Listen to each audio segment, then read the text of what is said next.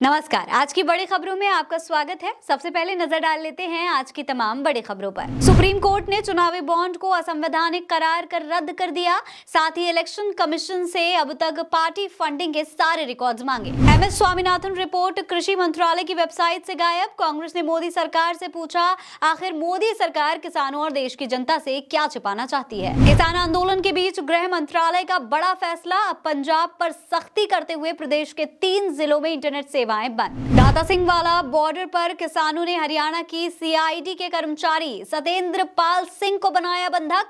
किसानों के बीच बैठकर उनकी रणनीति जानने का प्रयास कर रहे थे CID अफसर। किसान आंदोलन का मामला अब सुप्रीम कोर्ट तक पहुंचा। 2 धड़ों में बंट गए बार एसोसिएशन के वकील। किसानों ने शुरू किया रेल रोको आंदोलन, तो वहीं दूसरी तरफ भारत बंद का भी हुआ ऐलान। बीजेपी ने यूपी में 8वें राज्यसभा उम्मीदवार को चुनावी मैदान में उतार कर सबको चौंका दिया। संजय सेठ ने भारतीय जनता पार्टी के 8वें उम्मीदवार के तौर पर नामांकन दाखिल किया। पल्लवी पटेल हैं अखिलेश यादव से खफा। उन्होंने पूछा कि आखिर मां के लिए टिकट मांगकर क्या गलत किया। संदेश खाली को लेकर भाजपा तृणमूल में तकरार। विधानसभा में जमकर बरसी ममता बनर्जी। दोस्तों, तो चलिए अब इन तमाम खबरों को विस्तार से समझ लेते हैं। लोकसभा चुनाव से करीब 2 महीने पहले सुप्रीम कोर्ट ने केंद्र सरकार को बड़ा झटका दिया है। दरअसल दोस्तों, CJI चंद्रचूड़ के बेंच ने चुनावी बॉन्ड को असंवैधानिक करार दिया है और साथ ही चुनावी बॉन्ड की व्यवस्था को खत्म करने के आदेश भी दे दिए हैं। इतना ही नहीं, सुप्रीम कोर्ट ने तमाम राजनीतिक दलों को आदेश दिया है कि वो चुनावी बॉन्ड से मिलने वाली फंडिंग को भी वापस करें। इससे सबसे बड़ा झटका भारतीय जनता पार्टी को लगा है, क्योंकि इलेक्टोरल बॉन्ड से सबसे ज्यादा चंदा उसे ही मिलता है। साथ ही सुप्रीम कोर्ट ने पिछले 5 सालों के चंदे का हिसाब किताब भी इलेक्शन कमीशन से मांग लिया है।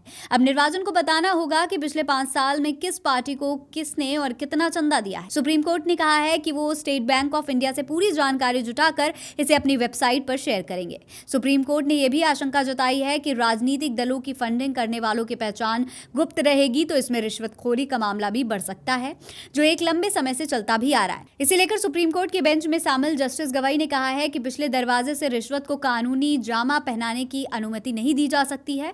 उन्होंने कहा कि इस स्कीम को सत्ताधारी दल को फंडिंग के बदले में अनुचित लाभ देने का जरिया बनाने की अनुमति नहीं दी जा सकती है। मोदी सरकार ने MS स्वामीनाथन को भारत रत्न दिया, जिसका पूरे देश में स्वागत किया गया।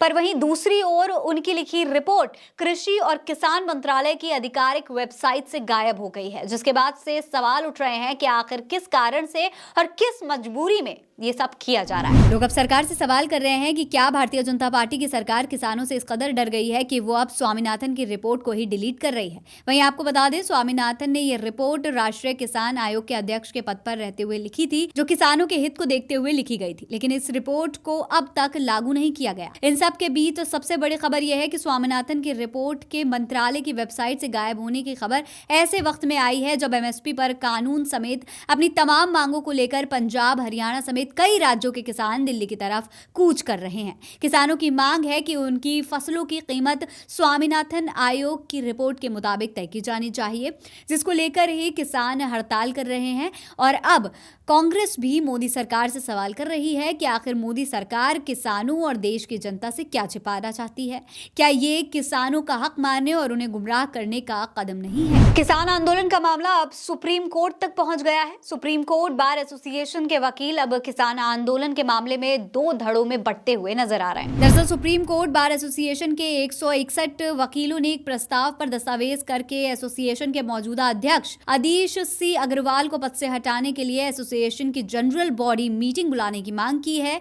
ये 161 वकील संघ के मौजूदा अध्यक्ष अग्रवाल के एक पत्र से काफी नाराज हैं, क्योंकि अग्रवाल ने अपने लेटर में देश के मुख्य न्यायाधीश को आंदोलनकारी किसानों के खिलाफ स्वतः संज्ञान लेने के लिए कहा था। दोस्तों, पंजाब के किसान MSP की गारंटी का कानून बनाने की मांग समेत 12 और मांगों के लिए दिल्ली कूच करते हुए पंजाब हरियाणा के शंभू बॉर्डर पर टिके हुए हैं। इसी मामले पर एसोसिएशन के अध्यक्ष अग्रवाल ने CJI चंद्रचूड़ से मांग की थी कि किसानों के विरोध प्रदर्शन की वजह से दिल्ली NCR में सड़कों पर काफी ट्रैफिक जाम हो रहा है। इसकी वजह से जो वकील कोर्ट में समय पर पेश नहीं हो पा रहे तो उनके खिलाफ कोई आदेश पारित न किया जाए। अग्रवाल के इस प्रस्ताव से बार एसोसिएशन में आपस में ही तनाव पैदा हो गया है और एसोसिएशन के ये तमाम वकील अध्यक्ष के इस फैसले के खिलाफ आ गए हैं और उन्हें हटाने की मांग करने लगे हैं। किसानों का आंदोलन अब एक बड़ा रूप ले सकता है। एक तरफ किसानों ने रेल रोको आंदोलन शुरू कर दिया है तो वहीं दूसरी तरफ भारत बंद का ऐलान भी कर दिया गया है। किसानों ने पंजाब में रेल रोको आंदोलन शुरू किया हुआ है। पंजाब की रेलवे ट्रैक पर सैकड़ों किसान बैठे हुए हैं। रेल रोको का खास असर 4 रूट्स पर देखने को मिलेगा।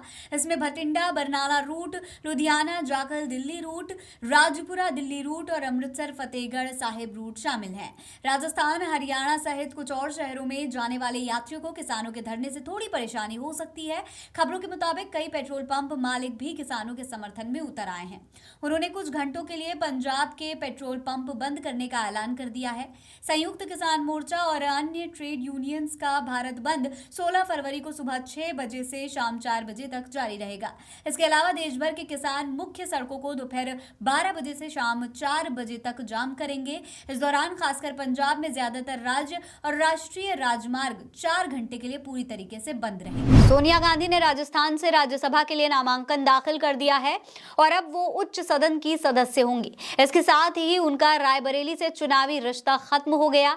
इस बीच सोनिया गांधी ने रायबरेली की जनता के नाम एक चिट्ठी भी लिखी है। इसके जरिए उन्होंने ये मैसेज देने की कोशिश की है कि गांधी नेहरू परिवार का ही कोई सदस्य रायबरेली सीट से चुनाव लड़ेगा। पत्र की आखिरी पंक्ति में सोनिया गांधी ने रायबरेली के लोगों से भावुक अपील करते हुए कहा है कि मुझे पता है कि आप हर मुश्किल में मुझे और मेरे परिवार को वैसे ही संभाल लेंगे जैसे अब तक संभालते आए हैं। बड़ों को प्रणाम, छोटों को स्नेह, जल्द मिलने का वादा।